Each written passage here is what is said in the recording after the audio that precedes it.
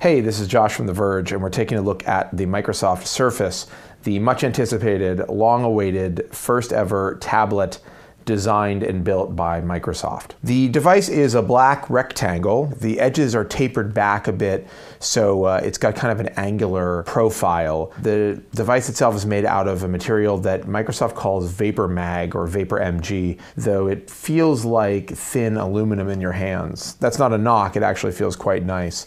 Around the back of the device, you can see it has a metal kickstand. It's actually made of the same material as the rest of the casing, and it flips out with a reassuring click. I like the kickstand idea on paper, though in practice it really only has one function, which is to set the Surface down on a table.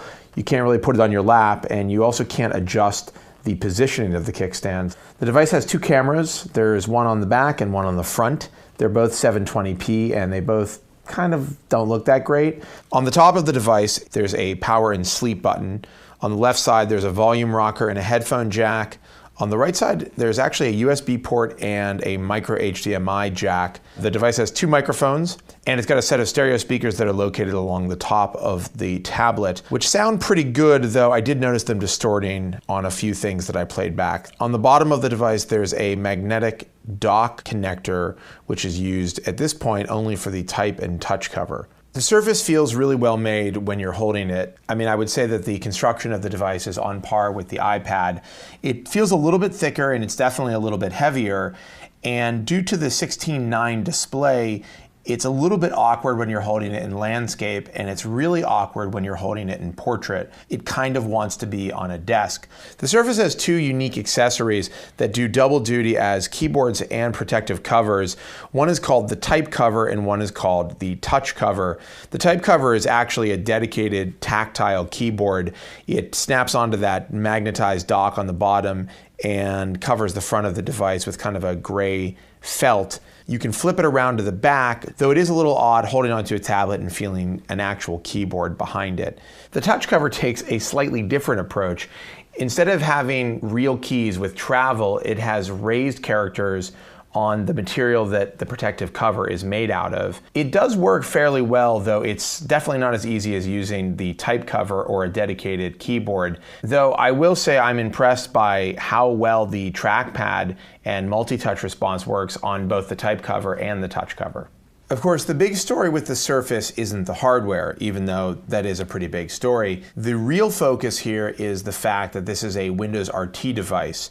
Windows RT is, of course, a variation of Windows 8, which is made for ARM chipsets, and it has some peculiar idiosyncrasies. For starters, you have a desktop Windows environment that looks a lot like Windows 7, but there are only 5 apps you can actually use in this environment, and that's Word, PowerPoint, Excel, OneNote, and a desktop version of Internet Explorer. There are a couple of other small Windows apps like Paint and Notepad, but they're really more of system utilities than a dedicated application. Luckily, you don't really see the desktop environment that much. You really are going to be spending the vast majority of your time in the new modern UI environment.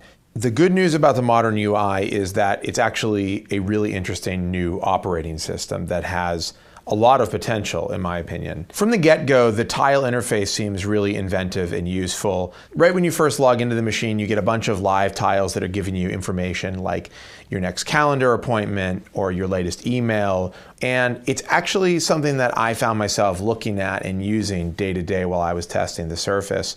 There are a bunch of gestures that are used to get around this environment, and they're not immediately obvious. There's basically 4 main ones. That's a swipe from the right to bring up the charms bar, a swipe from the left to multitask or to flip through the apps that you have open, a swipe up or down from the top or bottom of the device, which brings up a contextual menu for different areas of whatever app you happen to be in.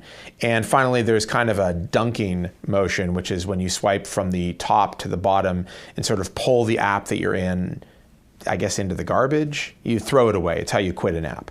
One of the standout apps in the modern UI environment is the browser. It did a great job of rendering pretty much any page that I went to. For some reason, Microsoft decided to equip the ARM devices with Flash, and the pre-installed plugin doesn't do that great of a job at playing back Flash video. HTML5 video definitely fared better, and I was able to get some decent frame rate full screen video playing within the browser. While performance does seem good for most of the applications, there are places where it seemed to suffer.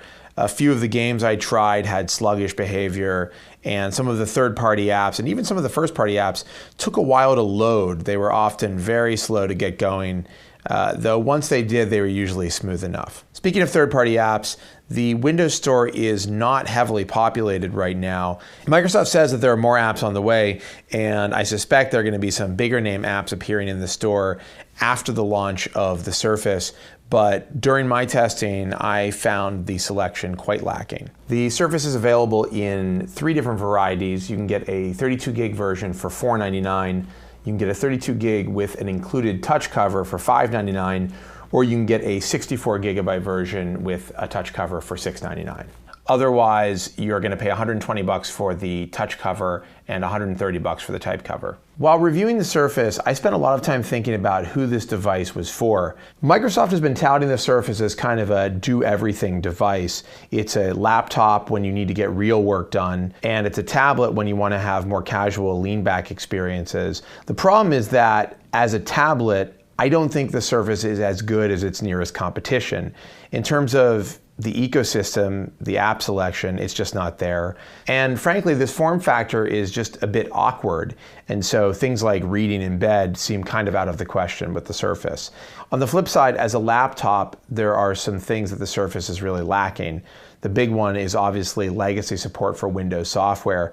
If you're a current Windows user, it would be a very jarring experience to move to this device. Additionally, the form factor gets in the way of this thing really making sense. You can't put it on your lap. So in a similar way that the form factor makes it awkward as a tablet, it also makes it awkward as a laptop. Ultimately, Microsoft's promise that Windows 8 would be a no-compromise operating system isn't realized in the Surface. The Surface actually requires quite a lot of compromise. Some users will be able to make those compromises and will love using it, but for a lot of users out there, it may be asking too much.